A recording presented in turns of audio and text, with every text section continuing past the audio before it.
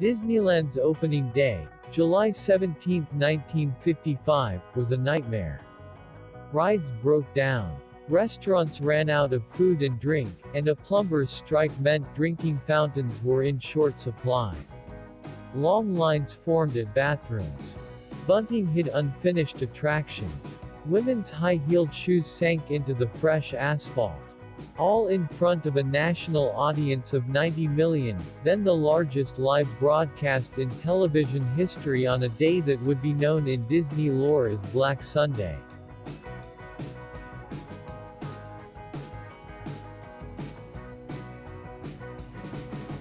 But Disneyland's story actually starts 2 decades earlier with what Walt Disney called Daddy's Day. On Saturdays in the 1930s and 40s, Disney would take his 2 daughters to ride the Griffith Park merry-go-round, which they'd enjoy while he sat on a bench eating peanuts and dreaming of ways for families to have fun together.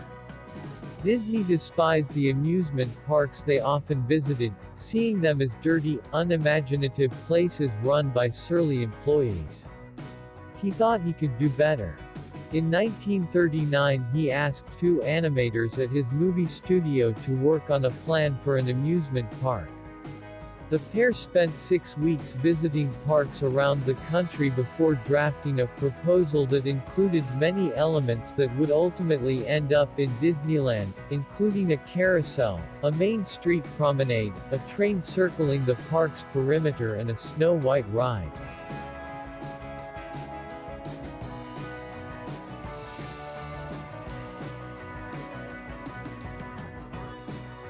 The advent of World War II, as well as studio priorities, put the plan on hold.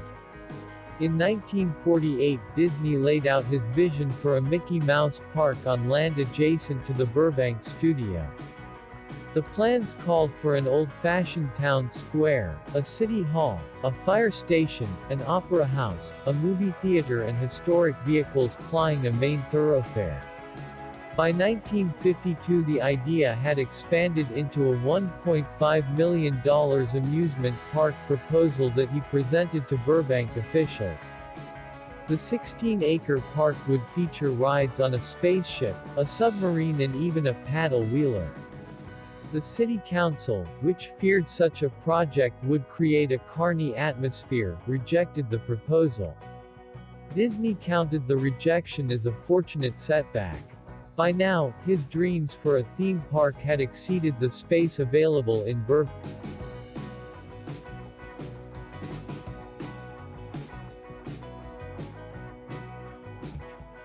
Survey of 43 sites was narrowed to 4, 2 in modern-day La Mirada, 1 at a Santa Ana golf course and another in an Anaheim orange grove. The 160-acre orange grove with 12,000 trees, 22 miles south of Los Angeles, was soon selected. Now all Disney needed was money. A lot of it. Before his brother Roy headed to New York to secure a $9 million loan, Disney asked artist Irv Ryman to devote a weekend to drawing a 4-by-6-foot rendering of Disneyland to help persuade bankers to fund the project.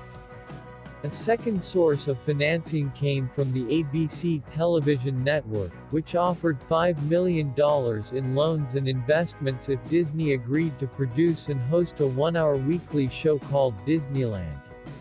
The deal amounted to months of free advertising for the park and allowed Disney to introduce TV audiences, particularly kids, to Fantasyland, Frontierland, Adventureland and Tomorrowland.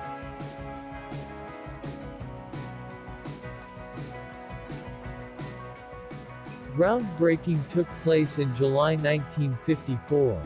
Disney promised to open the park within a year, a pledge most called impossible, if not downright crazy. The project was plagued with problems almost from the outset. Costs skyrocketed to $17 million. Hollywood dubbed Disneyland Walt's Folly, and amusement park operators predicted a spectacular failure. Disney walked the site daily to offer direction and encouragement, often spending the night in a furnished apartment above Disneyland's fire station as opening day drew nearer.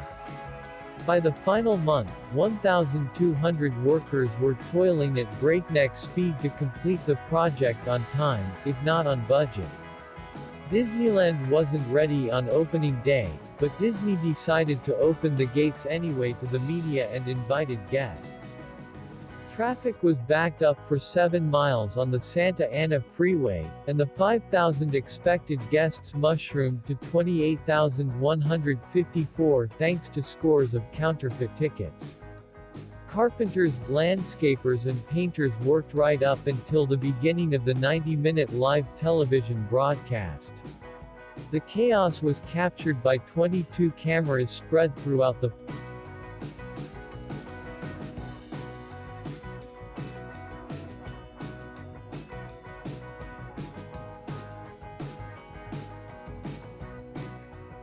Tempers flared as TV crews cordoned off areas for remote broadcasts. Flames licked at Sleeping Beauty Castle because of a gas leak.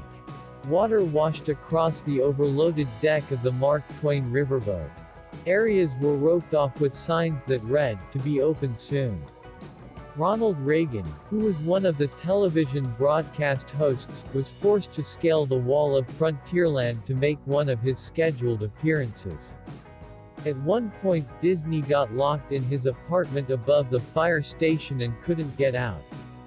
After the madness of opening day, Disney and his new park were roundly criticized in the press. Newspaper headlines declared Walt's nightmare.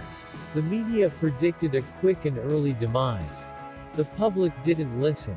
Visitors arrived in droves, and within weeks Disneyland was a success. A slew of rides that weren't ready for opening day, such as Rocket to the Moon and Dumbo the Flying Elephant, soon were opened, with many attractions coming online within the first year.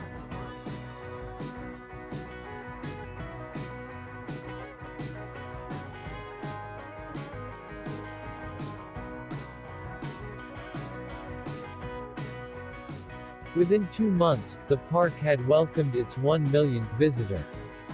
By its first anniversary, attendance stood at 3,642,597.